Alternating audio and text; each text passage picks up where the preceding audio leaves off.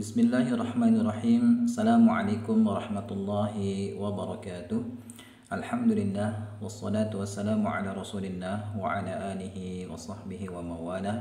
Amma ba'du, ikhwani wa akhwati fillah rahimani wa rahimakumullah. Insyaallah taala pada kesempatan kali ini kita akan kembali membahas buku ringkasan kitab Al-Muyassar fi Ilmin Nahwi ya beserta penjelasannya. Sebelumnya kita sudah bahas bab 3 tentang jumlah mufidah. Sekarang kita akan bahas bab 4 ya, dan sekarang kita fokus membahas tentang isim. Ya, jadi fokus kita sekarang membahas tentang isim. Adapun fiil nanti akan dibahas ya setelah kita selesai membahas tentang isim. Ya, di sini ada beberapa istilah yang harus kita pahami. Kita baca terlebih dahulu ya. Alismu isim, kemudian mabniyun wa mu'rabun. Mabniyun wa mu'rabun. Kemudian mudzakkarun wa muannasun.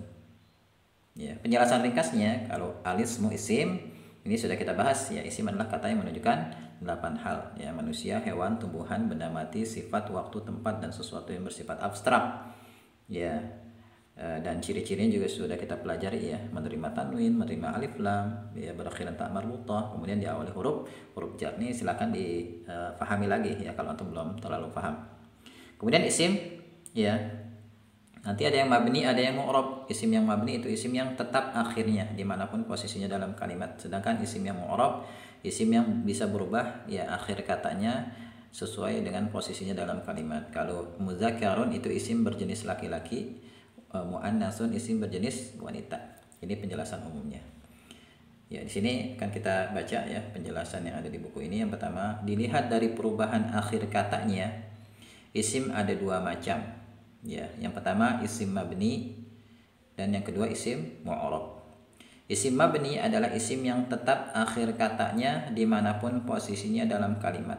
Sedangkan isim mu'rab adalah isim yang bisa berubah akhir katanya sesuai posisinya dalam kalimat. Contoh misalnya pada kalimat jaa dzalikar rajulu. Ya, huruf dzalnya ini tulisannya harakatnya pendek tapi dibacanya panjang. Dzalika. Ya, ini kaidah penulisan untuk lafaz zalika. Ya, penulisan dan pengucapan beda. Ya, ini harus diingat-ingat ya, dicatat. Jaa artinya telah datang, zalika itu ar-rajulu laki-laki. Ya, atau terjemahan bebasnya telah datang laki-laki itu. Ra'aitu aku telah melihat zalika rajula laki-laki itu. Salamtu aku telah memberi salam ala atas zalika rajuli laki-laki itu. Coba antum perhatikan di sini lafaz zalika ya pada 3 kalimat ini harokat akhirnya tetap ya fathah. Sehingga lafaz zalika ini tergolong ke dalam kelompok isim yang mabni. Sedangkan ar-rajulu ini bisa berubah-ubah ya akhir katanya, bisa ar-rajulu, bisa ar-rajula, bisa ar-rajuli.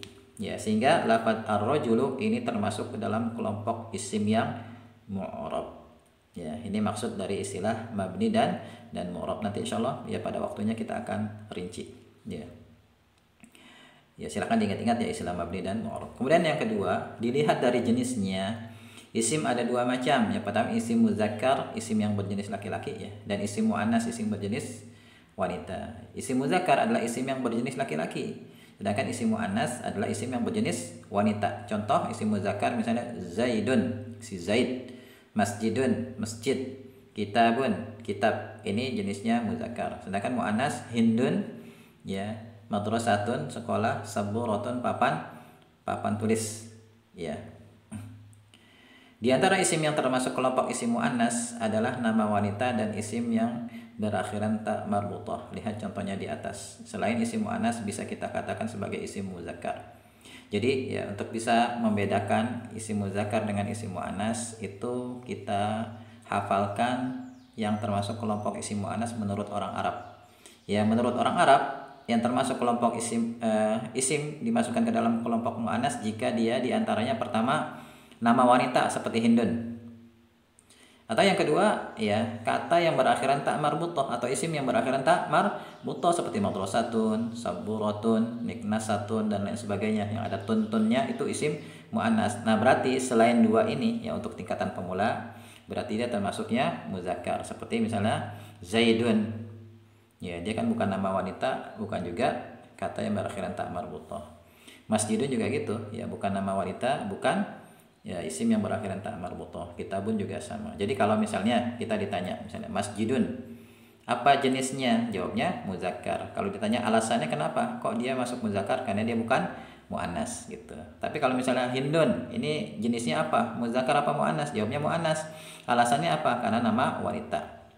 Madrasatun, muzakkar apa muannas? Jawabnya muannas. Alasannya karena berakhiran tak marbutah. Tapi kalau kita jawab muzakkar, alasannya karena dia bukan muannas. Ya demikian cara menjelaskannya.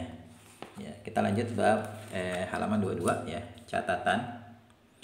Saat sudah dimasukkan ke dalam kalimat, isim akan menempati posisi-posisi tertentu dalam kalimat. Ya, ada lebih dari 20 posisi isim dalam kalimat ya. Insya Allah nanti akan kita pelajari pada bagian akhir buku ini. Ya, dan ketika kita membahas posisi-posisi isim dalam kalimat ini pembahasan yang sangat menyenangkan. Tapi untuk sampai situ kita harus pahami dasar-dasarnya dulu ya. Berikut ini 3 posisi isim yang penting untuk dipahami sebagai bekal memahami materi selanjutnya. Di sini diperkenalkan 3 posisi isim ya sebagai sarana bantu untuk memahami materi-materi berikutnya. Jadi antum harus pahami dan hafalkan. Yang pertama namanya al-fa'ilu, fa'il, subjek atau pelaku. Kedua al-maf'ulu bihi, objek ya yang dikenai pekerjaan. Yang ketiga al-majruru biharfil jarri, isim yang berawalan huruf jar. Nah, ini 3 posisi isim yang antum harus hafalkan. Kemudian antum kasih catatan tambahannya. Isim yang berposisi sebagai fa'il diantaranya cirinya itu berharokat akhir dhammah.